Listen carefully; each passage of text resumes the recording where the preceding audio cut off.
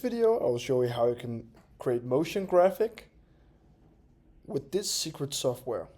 First of all, we are here on the homepage, hera.video.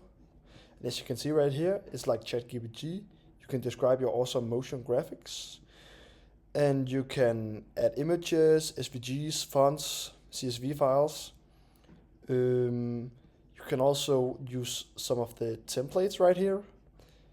As you can see right here, it creates this template. Now it's creating. As you can see right here, you can customize the length of the video, the motion graphic. You can also use some of the others. You can use their prompt to make it to your own motion graphic.